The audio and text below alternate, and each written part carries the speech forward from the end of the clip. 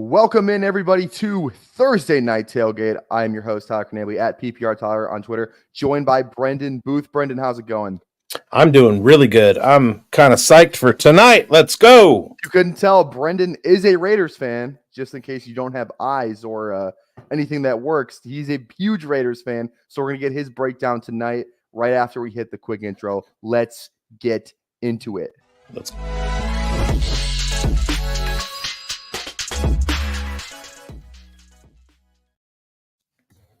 All right, and we are back. And I think the headline tonight, an absolute star-studded evening. No one's injured. Everyone's playing. Oh, yeah. Herbert's in, Keenan Allen's in, Jacobs is in. They're all playing, actually. You got Easton Stick. You got Aiden O'Connell. You got Zamir White. You got Josh Palmer. I mean, it's everything that everybody wanted preseason. We were looking forward to this game going, let's watch these guys play. Yeah, and when we actually went to go make the thumbnail for the show, we had Josh Jacobs on the original thumbnail, and then we had to switch it to Michael Mayer because we just had nobody else to switch it to. So yeah, that's and make sure you're following Player Profiler on Twitter, and then you'll get our news updates when we report, hey, Josh Jacobs is out. Oh, for sure. Also on the Player Profiler news pages for each player. So at the news desk, that's what we take care of. Exactly. Go make sure you go follow the news desk. A lot of good people over there putting out some quality work. Also, drop your start-sit questions in the chat. We're going to be answering those throughout the stream. But I think this is my first time on Thursday Night Tailgate, and usually on Monday Night Tailgate. Make sure you come hang out on Mondays. We usually do some betting prop picks. We have a winning record over there, by the way. So I will just humbly put that out there, a winning record. Went 3-2 last week because I decided to impulsively put a Derrick Henry bet on there, but does not matter. That's neither here nor there. Let's dive into tonight's game. Let's start with a spread pick. When I looked it up right before the show started, it's Raiders -3 is the current line right now. And it seems crazy that when's the last time the Raiders were actually favored this season? Have they been favored this game this year? I want to say they have been. They were favored by like a point in the last couple weeks. They might have been favored at home against Minnesota. Minnesota was Minnesota was up, was -3. Yeah. They have been favored this year. They didn't cover. Honestly, they didn't cover tonight, or they didn't cover last time, but right. I think they covered tonight. I have Raiders -3. I just don't see how, like, they're the best player left on the Chargers offense right now. And it's kind of like it's been a mid offense all year, even when everyone is there. When you got Herbert, you got Allen, you have Eckler, like it's still like it's not the high explosive offense that like we have been accustomed to in the past. And it's definitely not going to be that tonight. It's Easton Stick, it's Josh Palmer, Quentin Johnston, everyone's favorite player. And then it's Austin Eckler, who just looks like a shell of himself compared to previous season. So I think the Raiders take care of business. I think O'Connell, he's just a little bit more experienced than Easton Stick, which I like. You still have Devontae Adams. I know you don't have Josh Jacobs, but it feels like you have more of a like continuity within like that group than I'm feeling from the Chargers right now. What's your read on it? My read is this. When you look at a line, what you're looking at is who's the home team. That's the Raiders. So they're getting 3 off the bat. There's your favorite, right? Then you look at quarterback, Easton Stick. Now he's going to be kind of a sleeper play this week just because Kellen Moore's calling the offense. And last week he was a little bit more efficient than Justin Herbert was after he came into the game. And he even connected with Quentin Johnston on a couple of deep balls, which Johnston hasn't been getting much separation this year. But he did get open for 70-something yards. I think it was 79 total yards on 2 catches from Stick. But Aiden O'Connell has more experience in the NFL right now than Easton Stick does. And then you look at defenses. And what got lost in last week's 3-0 absolute shootout with Minnesota was the fact that the Raiders held the Vikings to 3 points. So their defense is a little bit underrated. Their secondary isn't too bad. My instinct is to say Raiders don't cover, Chargers win. But we're dealing with 2 completely unknown teams at this point. Zamir White is kind of, what's he going to do? Devontae Adams has been banged up, and then you look at the defenses. The Chargers, they haven't been that great on defense this year. So analytically, I'm saying the Raiders cover plus. Speaking of Zamir White, George needs some help. He said he needs to Zamir White. I'm guessing that's Ty Chandler, Deonta Foreman, Jalen Warren, and Jerick McKinnon. Checo injury put me in a bad spot. This is tough. I'm lacking at a RB2 spot right now in a league. I have Tyjae Spears in there because Jonathan Taylor's hurt in one of my playoff leagues. And I saw Zamir White hanging out on the waiver wire. I'm like, do I just pick him up and spot start him? You obviously have the better feel for kind of this Raiders team. What do you think? Are you feeling like good about Zamir White tonight, or are you just kind of like wait and see? Zamir White he's an efficient zone runner. The Raiders, when Josh Jacobs is at his best, they're using the zone run. You have bad matchups this week in fantasy for the Titans. The Steelers look good, so I would kind of be leaning towards Warren, and then look for Zamir to kind of put some together. They're going to want to showcase him, and the Chargers can be run on. So out of that group, KC has a really bad matchup. So I'm looking at Warren and Zamir out of that group. Yeah, I think I agree with you. Just because Jalen Warren feels like the most like explosive guy kind of in that group, the dude who's kind of put up a lot of points already in games this season. McKinnon had the dustiest touchdown run of all time last week, where it took him. It was from the 5-6 yard line. Took him like 12 seconds to get in the end zone. He's just kind of hanging out back there. It just didn't look like it's like there's no way that happens again this week. I don't think Jerick McKinnon's really like he's not the same player he was last year. So no. I like the Zamir. Ty Chandler is interesting to me. Just because they already Madison's already declared out, so it's gonna be the Ty Chandler show. Their backup I think is in Nwangwu. I think that's how you say his name. And yeah, it's just I think it'd be between Warren and then Chandler and Zamir. But I really like the idea of starting Zamir because one thing about Antonio Pierce that just from listening to his press conferences, this guy wants to run the ball. I remember I think it was a Monday night, Sunday night game, whatever. They come to it at halftime. He's like, Josh Jacobs needs more carries. We need to we need to run the ball. Like it just kind of feels like what he wants to do. So I think Zamir White could alarmingly get like a lot of carries tonight. Amir Abdullah isn't really there, pound it down. He's not going to get like 5 carries tonight. So I think Zamir White is your guy.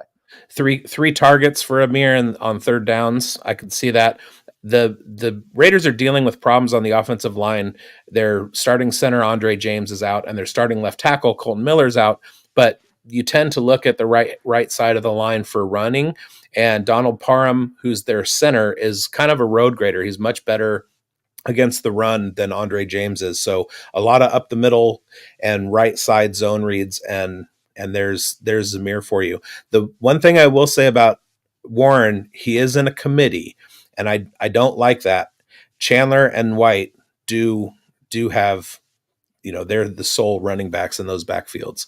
So that becomes a tough decision for me. But I still would go with Warren just on his touchdown potential, his long breakout run potential, and then Zamir White just pounding the Chargers. I like it. Speaking of just kind of switching over to the Chargers side of things, I have 3 player prop picks for y'all tonight. If there's a game on, there's going to be money from my end that's going to be on this game. And I feel really good about I feel really good about 2 of them. There's one that's I've tried to bet Quentin Johnston twice on Monday Night Tailgate. Twice we have tried to hit the over on receiving yards, and twice we have failed. So I'm going third time's a charm, baby. We are going to go back to the well. QJ over 35.5 receiving yards. Over. You mentioned it last week. He had that long not long touchdown, but it was a long, like 50, 60 yarder play. It was a long catch for QJ. And as you said, from Easton Stick, not from Herbert. So it makes you feel a little bit better. And it's like this, it has to happen this week. If not, I think I said it last time. If not now, when? Well, it has to happen this week with Keenan Allen out. Quentin John, he has to hit this line. He has to hit it. 35.5 is like, that's 2 catches for 15 yards. Like that's I guess not quite, but you know what I'm saying. You could get it in 2 catches or 1 catch. I feel like it has to hit this week. This is the week. His target share has been increasing, and I think that he has a rapport with Easton Stick. I think that they, when he wasn't working in two wide receiver sets, he's working with the backup quarterback, and that was Stick. And I think they're going to connect a little bit tonight. I would go with the over on that. I like it. I like it. Quick question before we get to our next pick. Daniel says, lost Jacobs, half-point PPR. Would you start? Kind of the same question as the last one. Start Zamir White tonight or wait till tomorrow for Achon status, who hasn't practiced last 2 days with a toe injury, and play Warren, Keaton, McKinnon. I like Keaton Mitchell. I think that's a guy they definitely want to get the ball. And he, especially if you're in the playoffs and if you're the lower seed, you're kind of outmatched. Like a Keaton Mitchell's a guy that I love because he could just burst out like a 70-yard run. And I think he had the quote. You haven't even seen the best of me yet. You haven't even seen my speed for real. I think if he just gets in the open field, that brother's gone. But he's basically healthy Achane at this point. Yep. The only problem is he has a bad matchup as well. So I have Mostert in my top 10 for the week, but not Achane because he had a limited role last week and he's still dealing with injuries. So I don't know if I would roll with Achane. I think I still go Zamir White. What you're looking for is volume plays, and that's, you're not going to get that with Achane. Stay on the same topic. Another question from Scott: Zamir, OBJ, or Achane for the flex half-point PPR. OBJ had a great week last week. He's debatably. I love Zay Flowers. I did a TikTok about Zay Flowers. Go check out the player profile TikTok. And he's been an absolute target hog. He's getting all the work, but OBJ, man, he's getting some work too. I dare want to say it's a 1A, 1B between OBJ and Zay Flowers. That feels crazy to say, but OBJ, like, I think he's just kind of getting that stride. It took him a little bit to kind of get out. He didn't play last year. First half of the season wasn't rough, but he's starting to come on the last half of the season, and Lamar obviously likes him. So I don't think Achane scares me. I think the one thing I will say about Achane is people don't really like, they'll be blowing out games and Achane will still be in. Yeah, it's great for fantasy points, but in games that aren't blowouts, he's not their 1A guy. It's pretty much Raheem Mostert. So, now, yeah. At the flex spot, I tend to stay away from Thursday night guys. So if you can swap him out, if you go with Zamir and you swap him out with somebody else in the running back position, I would do that with somebody who's questionable like Achane. However, another flex thing for me is I tend to lean wide receivers just because their potential upside is going to be higher than non-pass receiving running backs. And so out of that group, I think I'm going OBJ. Again, Achane is in a committee and he's got a bad matchup. Zamir I like, but if I have to choose between the two of them, I'm going Odell. Now, I was a heavy preseason investor in Beckham and highly disappointed for the first 12, 13 weeks of the season. But sometimes it does take that time for the QB and the wide receiver to kind of develop that rapport, and OBJ deals with nagging injuries and all that stuff. So to see him have a last 5 game of the season mini breakout is totally not out of the question, especially with his talent level. So I'm going OBJ in that situation. And if we think back to that Black Friday game, the last time the Jets and the Dolphins played each other, Raheem Mostert was looking to, he was going to lose you that week. And then in the fourth quarter, he gets 2 of the most irrelevant garbage time touchdowns. He was shut out that entire game. So not only is Achane, he's not even their number one guy, but I don't think you can expect the Dolphins to blow out the Jets, especially after their performance last week against the Titans. I don't think he's going to get any of that garbage time work. I think the Jets defense is too good. Achane is one of those guys who I think if you hate to kind of sit him, he has scored a touchdown in every single game he's been healthy in this season, except for last week, because that's why I bet on him last week. Of course, the one time you bet on him, he doesn't hit. Right. What I'm saying is it feels bad not to start him because you've seen what he's done the whole season, but it's a terrible matchup, and he's got an injury, and he's not even the number one guy in his backfield. All red flags. I think you have to stay away in a playoff week. Yeah, and Mostert looked really good last week. So if they're going to lean, especially with considering an injury, they're going to lean on Mostert. Yeah. Thank you, Scott. You know what, Scott? You rock too. You rock, Scott.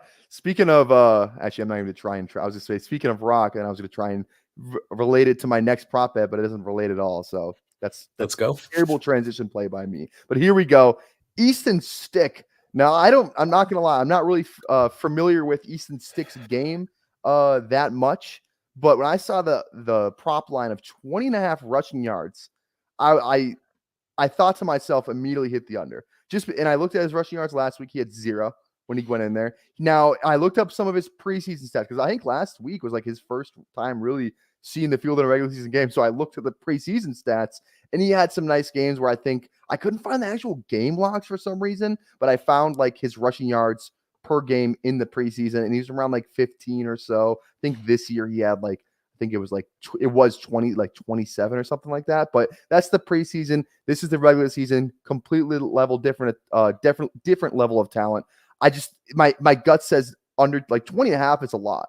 Like that's not a small amount. That's like something like Patrick Mahomes would get because Right. he's usually tend to run too. But I just don't see it. I know they have nobody else. It's just kind of like a gut pick. I don't really have like obviously that many stats to base it off of except the preseason ones. I kind of just like Easton Stick under 20.5. Now, he did come out of the North Dakota State University Bison Factory There you go. after Carson Wentz and following Trey Lance. So the kid's got sticks, but he's not a Justin Fields type. He's not going to turn, a deep, long developing play into a 12 or 15-yard scamper. And the Raiders tend to kind of they're geared towards some running backs, so they can hold Mahomes to a certain extent. Robert Spillane is a very fast linebacker. Divine Diablo is a very fast linebacker. So if he does get out of the pocket, which I don't know if he's going to do, they likely will want him to just sit back there and try and find open receivers. I think the Raiders D can get to him pretty quickly. I would go with the under on that, but you never know in this NFL because Yeah, he can put together 2 12-yard runs scrambling out of the pocket on third down and blast that prop. So I'd still what's most likely to happen. I still go with the under. like it. Yeah, I love it. We got our first. If in case you're joining us late, first one was I guess first 3 Raiders -3. QJ Quentin Johnson over 35.5 receiving yards. Easton Stick under 20.5. We'll get to the last one that I have after next couple questions we got. Why does everybody have Zamir White and Jalen Warren on the same team? I don't understand. I think it's the third person we've had, but it's Jalen Warren and Zamir White. But it says I have Keenan Allen and Achon. Do I end up going Zamir over the potential of a banged up Achon? I have to start 2 from Warren, Deontay, Achon, and adding Zamir if he's worth it. He's kind of going through the same thing I was going through. Do we add Zamir? Do we not? I think we already said we like Jalen Warren this week. Good matchup. He is in the committee though, which is not great.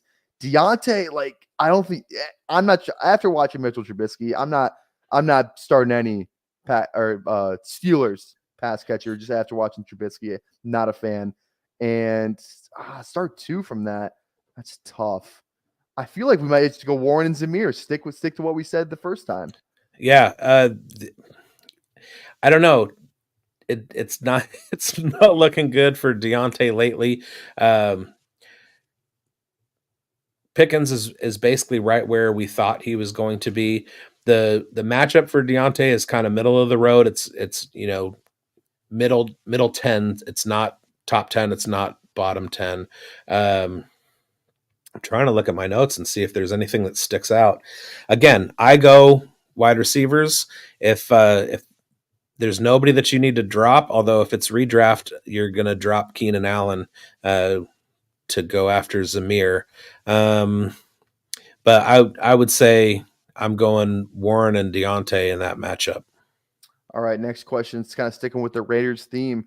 How do we feel about Adams tonight? Where do you rank Zamir White? Who can we start him over? We don't really talk about Devontae. We've spent a whole bunch of time talking about Zamir White. What are your thoughts on Devontae Adams? Devontae Adams has the second best matchup against wide receivers for fantasy points in the Chargers. However, he's not in my top 10, just basically based on game script. And Zamir is just outside of my top 10 at this point. I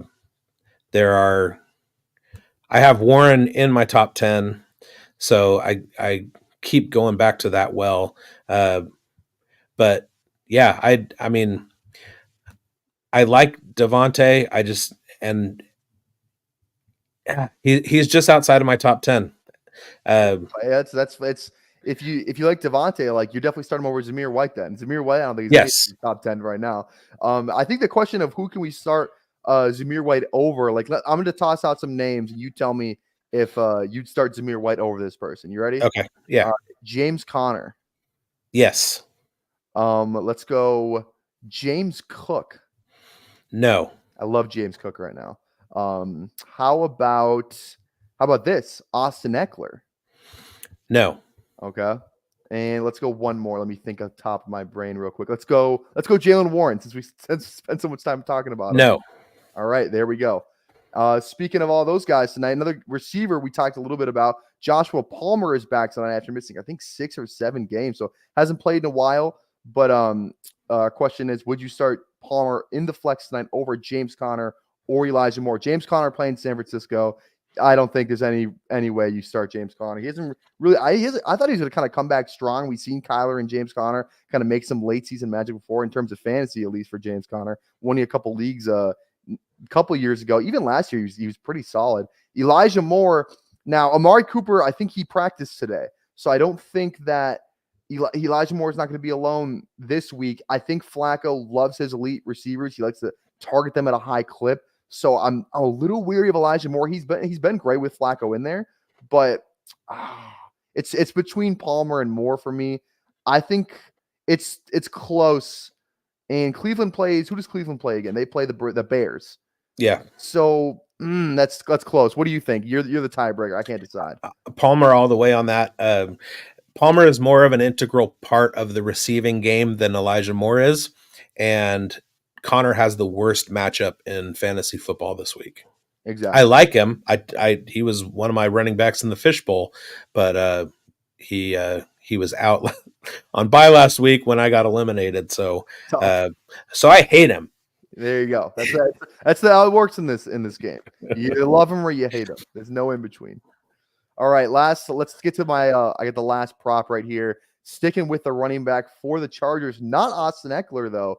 Joshua Kelly over 12.5 rushing yards. That felt really low when I looked at it. 12, and I remember the report last week saying that Joshua Kelly it's gonna be like a 50-50 time split, and I think Josh Kelly only had like 8 or 9 yards.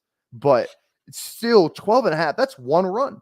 That's one or two runs that if you give him 5 carries, like if he just gets like 4 to 5 carries, I'm pretty confident he can get those yards. Like that feels like a pretty calculated bet. I love bets. My favorite bets are the ones you can hit in one play. Those are my favorite bets. Absolutely. And the Raiders' run defense has been exploited, shall we say. But I do want to rewind a little bit and put some respect on the name of UC Davis legend Joshua Kelly. And I only say that because I am broadcasting now from the Fantasy Burn Studios in Davis, California, home of the UC Davis Aggies. So he's a former hometown guy, transferred to UCLA before he made his way into the NFL, but he started at UC Davis.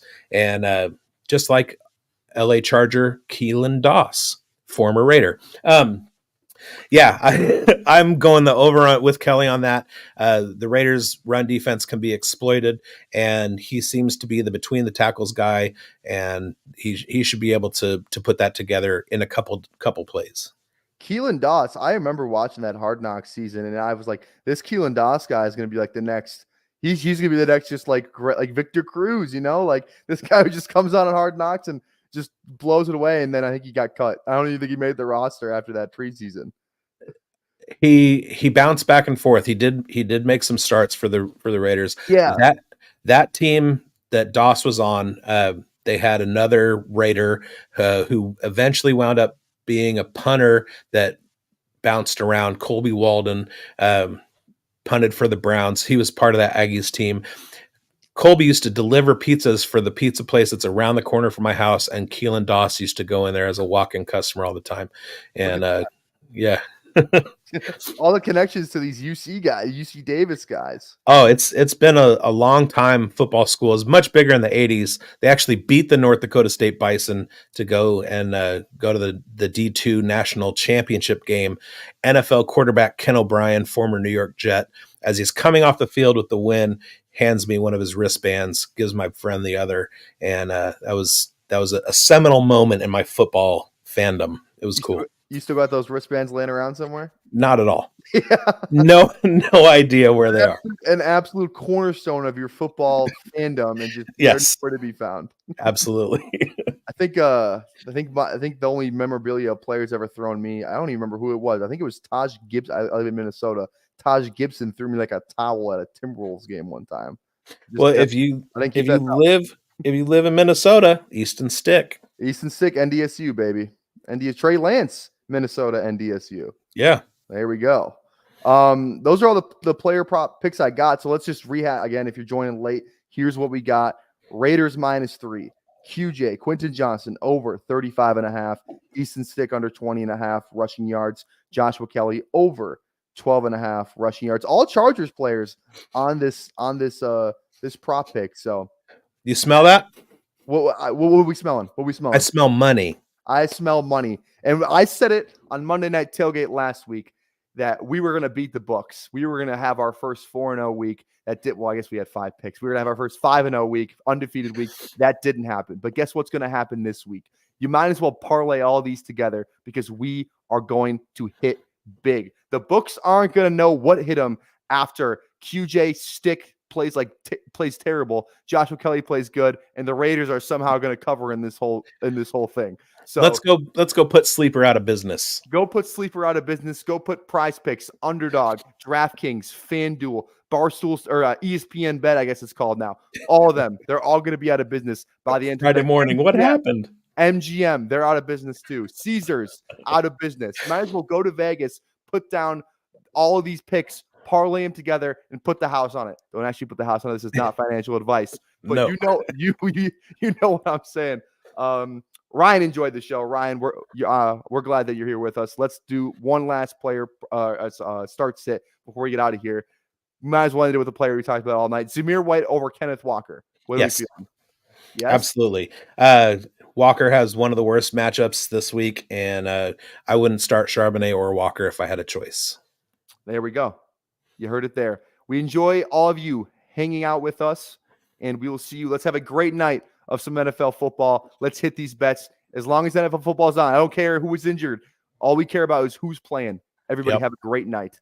Hope you win. I want to take a moment to thank you for tuning in. It's important to me that all of our media be free. This is only possible because of you allowing a true independent sports media enterprise to thrive unlike any other in the business.